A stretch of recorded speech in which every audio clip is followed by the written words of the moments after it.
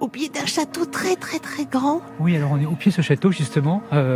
Tout de suite, ce qui frappe, c'est que c'est un château assez biscornu, un peu fait pas de briques et de broc, parce que ce serait un peu caricatural, mais avec plein d'éléments étranges. Oui, il est très hétérogène. C'est dû à son histoire, bien sûr, et puis c'est dû au goût probablement des différents bâtisseurs. Et pour nous, ce qui est un peu déconcertant, c'est qu'il n'y a pas de vraie façade. En fait, nous arrivons sur un côté du château, l'entrée principale du château est sur un côté de ce château.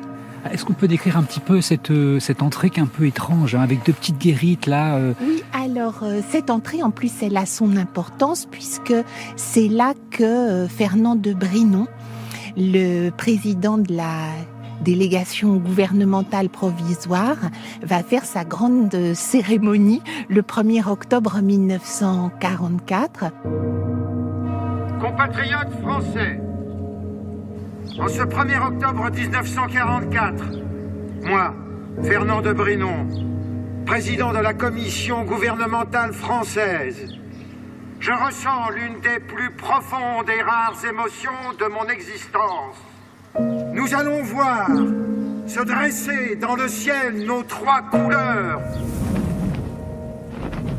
Au fait de ce monument chargé d'histoire que le gouvernement du Reich a bien voulu mettre à notre disposition pour la défense de nos intérêts nationaux.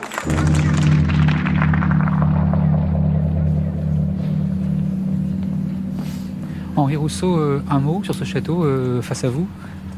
Alors, je pensais à Céline, mais parce que Céline avait une expression, il parlait de pièces montées.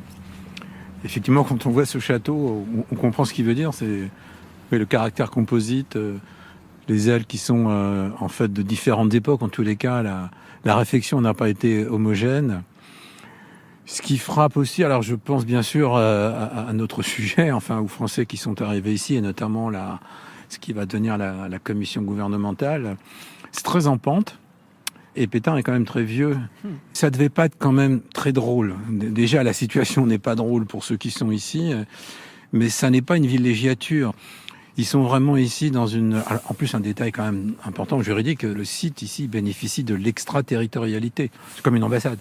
C'est hallucinant, enfin voilà. Mais voilà, là pour l'instant, on est devant cette pièce montée qui mérite son nom. Voilà.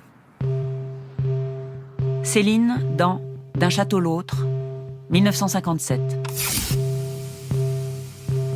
Sigmaringen, quel pittoresque séjour. Vous vous diriez en opérette, le décor parfait, stuc et carton-pâte. Nous, là, je dois dire, l'endroit fut triste. Touristes, certainement, mais spéciaux. Un plateau de condamnés à mort.